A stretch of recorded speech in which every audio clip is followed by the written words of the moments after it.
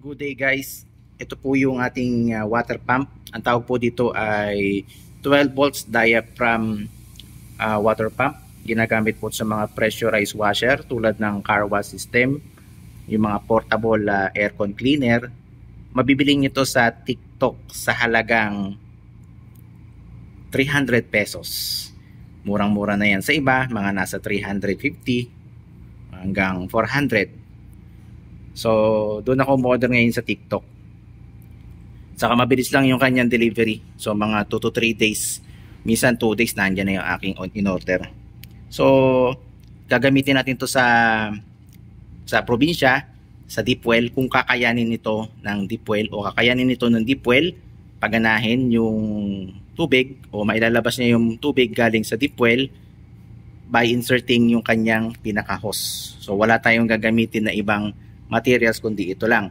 So ang binili ko dito itong motor o yung diaphragm 12 volts DC at yung ating 12 volts na DC power adapter. So AC to DC yan, 12 volts. 5 ampere lang yung nabili ko. Wala kasi silang 6 ampere na ganito na meron siyang LED indicator kung may power ba siya o wala. So all in all lang na ang nagastos ko dito mga nasa 500 to be exact, mga 500 pesos kasama na dun yung shipping. Pag na-tempuhan nyo yung meron siyang shipping o wala, mas maganda kung free yung shipping para mas makakatipid kayo. So ito ay may specs na ganito. So yung kanyang brand ay Good Pump pala o Good Pumps. Ang kanyang voltage ay 12 volts DC. Ampere niya ay 6 ampere. Yung kanyang max flow ay 6 liter per minute ang kanyang pwedeng i-deliver na tubig. Kung i-give kayo 6 na litro kada minuto, medyo average na po yun, malakas na rin po yun. Tapos yung kanyang rated power ay 70 watts. Yung kanyang pressure ay protect ay 0.9 megapascal. I'm not sure kung Pascal yan. Paki-comment na lang po sa comment box. So, yun po.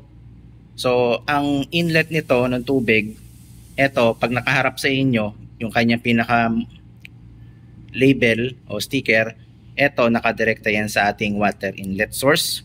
So, ang ginamit ko ditong water inlet source ay tubig sa loob ng drum. Yan po. Wala pong halong daya yan.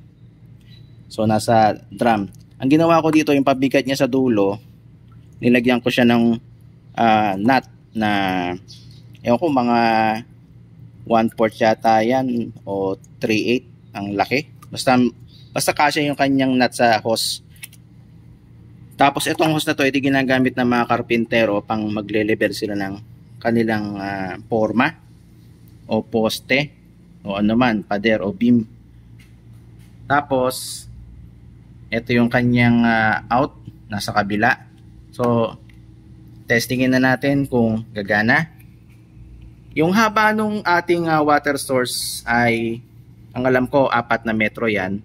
Tapos yung kanyang output ay 10 meters.